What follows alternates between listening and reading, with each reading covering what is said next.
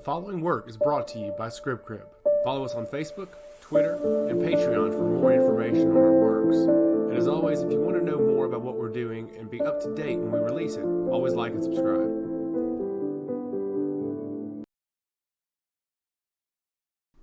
Ebolis and Alyze walked up the stairs in the Inn of Brile. They walked along the corridor to the far room at the end of the hallway, opening the wooden door to reveal 2 beds and a basin. The room was very meek and meager, but they required little more. Their walk from the palace of Malorus through Brile was very awkward. Ebolis did not say a word to Alyze, as he was still taken aback and disgusted by what Malorus said. He was upset that he was not meeting with Malorus and that Alyze was meeting with him instead. However, Alyze was overjoyed by this. Someone had finally seen her potential, and it was the god of chaos, and she was not about to let this opportunity squander. Immediately upon entering the room, Ebolis walked over to the basin and poured cold water on his face, while Alyze went to her belongings. The porters had brought their belongings up from the ship to the room so that they could get ready for whatever was in front of them. However, neither one of them expected to be dining with Malorus, especially Alyze. Ebolis was going to be left to his own devices, while Alyze was able to dine with the god of chaos. "I have no idea what I'm going to wear," announced Alyze as she began to rummage through her belongings. Ebolis looked up from the basin and turned around, the cold water still dripping down his face. "What does it matter? You're dining with a god. You could simply go naked and he probably wouldn't have an issue." Alyze peered over at Ebolis with disdain. "I need to look regal and like a dignitary for the Isle of Warton, and not some common whore trying to sway his affection. I'm not someone who's trying to fawn for his attention. I'm someone who's trying to save our people from the impending disasters that are surrounding them." Ebolis rolled his eyes while reaching over and grabbing a towel. He wiped his face off and looked back at Alyze. "It's not like Malorus can stop Xylene. Xylene is a man of his own power." Alyze closed her eyes and huffed. "You're right, but maybe he can stop the 7 duchies who are going to try and subjugate us. We've dealt with Malorus for years. We've never dealt with the duchies." Ebolis turned and walked over to his belongings. "The duchies come and go. They always threaten and there's always bluster, but they never take action. People have died before. They'll be fine." Alyze closed her eyes and huffed again. "Then why did Father agree to send us to Brile? Why did he want us to parley with Malorus, if not to get something done?" The two looked at each other and remained silent for a moment before Alyze spoke up again. "Father and Sonia both think there is an issue at hand and we need to discuss it with Malorus. We would not be here if not for that." Ebolis exhaled through his lips slowly and nodded. "Fine, you're right. Father does think there is an issue, but I think Father could also be wrong." Alyze walked up and placed her hands on her brother's arms. "You're right. Father is wrong from time to time, but rarely is Sonia, and she is the one that truly matters. When it comes to diplomacy, I trust Sonia before I trust our father." "That is quite wise," quipped Ebolis before turning back around. He walked back over to the basin and washed his hands. "Do you know what you will discuss with the god of chaos?" he asked as he ran the water over his fingers. Alyze smiled and went back to her belongings, trying to find something she could wear for the evening. "I have a feeling I won't have to ask anything," she said brazenly. "Malorus tends to volunteer information. I think I'll just simply listen and see if he offers himself up." Ebolis giggled and turned around. "That is probably wise. Malorus is someone who will simply volunteer things. I do believe he also probably enjoys hearing the sound of his own voice." Alyze raised her eyebrows and continued to look through her belongings. "He also mentioned Aurelius. I wonder if he's spoken to his brother since Skaer has been there. I wouldn't mind getting a little bit of an update just to at least know that Skaer is still alive." Ebolis walked over and took a seat on the edge of the bed. "Perhaps there's a lot Malorus could tell us about this world. Perhaps he could tell us about Skaer. Perhaps he could tell us about the other gods. Maybe it is a good thing that you're having dinner with him. You have a tendency to speak with more nuance, and I'm a bit more direct. This might be a blessing in disguise." Alyze laughed and looked up from her bag. "Is my brother having a moment of clarity? I never thought this would ever happen." Ebolis laughed and flung himself backwards on the bed. "It's a moment of weakness, if anything, but don't worry. It won't ever happen again." "I'm sure it won't," laughed Alyze. "Now get up. I need help finding something to wear, and you're the only one who'll be honest enough with me to tell me if it's ugly." Ebolis sat up and groaned loudly. "You know I hate this game. Everything you wear is ugly." Alyze turned back and looked at him with a look of absolute abhorrence. "And that's how I know you're lying." Skaer closed his eyes and composed himself as his back was on the table. The sound of flickering candles around him brought him little comfort. Knowing that his essence was soon to be bound to deny brought him little respite. His life was changing, and he hoped for the better. He hoped his sacrifice would be what would save the Isle of Warton. Still in Talgis's chambers, with Xylene near, Skaer pursed his lips and let out a long sigh. "Is this getting to you?" inquired Talgus from across the room. Skaer opened his eyes and turned his head to see the god of the atmosphere sitting on a throne. His right leg dangled over his left as he looked over towards Skaer. The preparations were near complete and Talgus was becoming impatient. Xylene equally so. The god of the tides stood near Talgus with a dagger in his hand. He knew what was at play and what he had to do. He had to end Skaer's mortal life and then bind his soul to Dunai.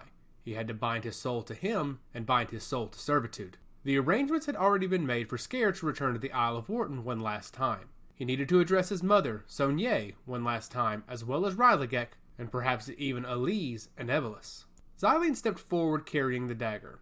Now Skaer, I can't promise that this won't hurt. I can't promise that you won't feel anything. But what I can promise is that it'll be over before you know it.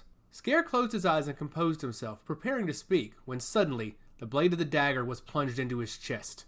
Xylene wasted little time, ending Skaer's mortal life, but instead of sending him to Vesia's scales, Skaer found himself descending deeper into a mental spiral. With Xylene and Talgus still occupying Dunai, still occupying the physical realm, Skaer was plummeting for what felt like hours into the abyss.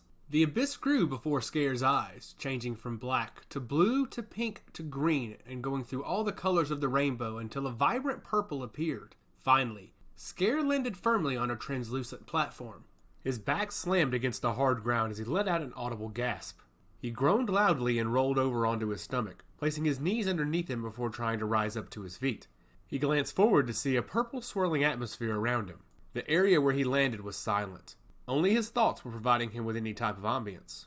Skaer closed his eyes and took a deep breath, trying to take in the moment. He had just been stabbed in the chest by the god of the tides. He had just negotiated a deal for the peace of the Isle of Warton. Now, it was time for him to live up to his end of the bargain, but he had no idea where he was and what was happening. All he knew was that Xylene stabbed him in the heart with a dagger. Now, it took you long enough to get here," boomed a voice from behind Skaer. Skaer turned around and looked to see Durillius, the god of intellect, standing with his arms folded across his chest, appearing disgusted at the sight of him. "I've been waiting for 4 days for you to finally arrive. Could you not have ascended through the abyss faster?" Skaer was taken aback and didn't know what to do. His last interaction with Durillius was in Teardret, and now, in an unknown place, he was standing in front of the god of intellect. "I'm sorry, sir, but I don't know why I'm here. All I know is..." Durillius opened up his hands and waved for him to calm down.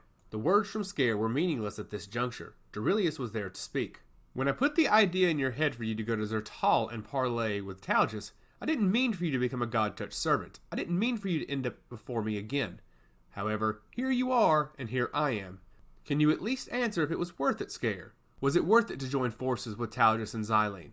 Skaer rose to his feet and kept his eyes on the god of intellect. He smirked and shook his head. "I sure hope so. The Isle of Warton is safe now because of my sacrifice and because of my servitude. Now can you tell me why I'm here and why I'm standing in front of you again?"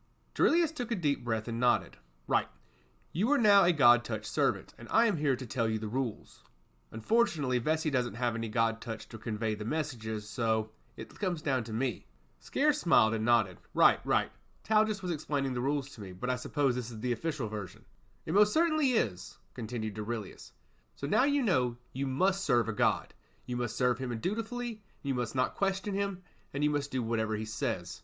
If it is found that you do not serve your god willingly, nor have you transferred your allegiance to another god, your essence will be forfeit and you will be cast out into the void. You will cease to exist, you will exist no longer, and you will not serve a single purpose. I know this sounds bleak, but I must impress upon you the nature of this. God-touch were created to serve. They were created as a loophole. Now it is your purpose to serve your god, and I'm pretty sure there is an arrangement that you made. Are you serving Talgus or are you serving Xylene? Because currently your essence is bound to the god of the tides. I imagine you didn't trade your soul for the security of the Isle of Warton. That's not something Xylene would typically do." Skaer chuckled and shook his head emphatically. "Oh no. Though my essence was sundered and bound by Xylene, I will be serving Talgus, the god of the atmosphere." Durillius raised his eyebrows and smirked. "That's quite interesting. It's also quite a conundrum for you. You won't have the ability to change allegiances." Skaer tilted his head in confusion, still not understanding the true nature of what the gods would ask of him. "What do you mean?" he inquired. Durillius took a deep breath and sighed. "You can only change your allegiance to another god one time. You cannot change back, and you cannot change to another. By having Xylene sunder your soul and bound it to Dunai, and then you changing your allegiance to Talgus, you are then stuck to Talgus for the rest of eternity. You cannot change back to Xylene, you cannot change to Valkus, or Saeria, or even Nerilo. You couldn't even change to me. You are bound to Talgus." Duilius paused and let out a hearty laugh. "Talgus sure does know how to play the system," he inserted.